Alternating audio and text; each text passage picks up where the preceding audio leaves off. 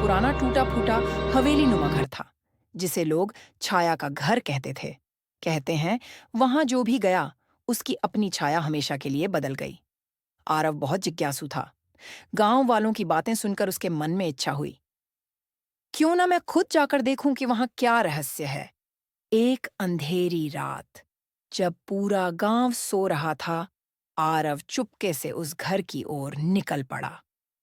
जैसे जैसे वह हवेली के पास पहुंचा, हवा सर्द और भारी हो गई। हवेली के अंदर अजीब सी फुसफुसाहटें सुनाई दे रही थीं, जैसे कोई उसका इंतजार कर रहा हो। आरव ने जैसे ही पहला कदम हवेली के अंदर रखा, अचानक दीवारों पर उसकी अपनी छाया इधर-उधर दौड़ने लगी। लेकिन अजीब बात यह थी, छायाएं अब आरव की हर हरकत का पीछा नहीं कर रही थीं। वे खुद अपने हिसाब से हिल रही थीं। एक छाया दीवार से अलग होकर जमीन पर उतरी और फुसफुसाई, तुम आ ही गए? हम तुम्हारा इंतजार कर रहे थे। आरव का दिल तेजी से धड़कने लगा। तुम कौन हो? उसने कांपती आवाज में पूछा। छाया बोली, हम वो छायाएं हैं जिन्हें लोग छोड़ आए जब उन्होंने डर को अपने दिल में घर बनाने दिया। अब हम अधूरी आत्माएं बनकर इस घर में भटकती हैं। आरव पीछे भागने ही वाला था कि एक लंबी सी छाया उसकी टांगों से लिपट गई।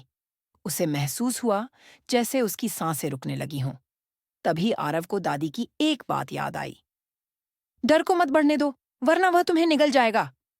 आरव ने अपनी सारी हिम्मत बटोरी, आंखें बंद कीं और जोर से बोला, मैं डरता नहीं हूं, मेरी छाया मेरी अपनी है। जैसे ही उसने यह कहा, एक तेज सफेद रोशनी उसके चारों तरफ फैल गई। सब छायाएं चीखती हुई गायब हो गईं। हवेली के दरवाजे अपने आप खुल गए और वह दौड़ता हुआ बाहर निकल आया। उस दिन के बाद आरव ने सीखा कि असली डर हमारे भीतर होता है। अगर हम अपने डर का सामना करें, तो सबसे गहरी अंधेरी छाया भी हार जाती है। लेकिन गांव में आज भी कहते हैं, अगर कोई हवेली के पास डरते हुए जाता है, तो उसकी छाया कभी-कभी दो हिस्सों में बंट जाती है और उनमें से एक हमेशा के लिए वहीं रह जाती है।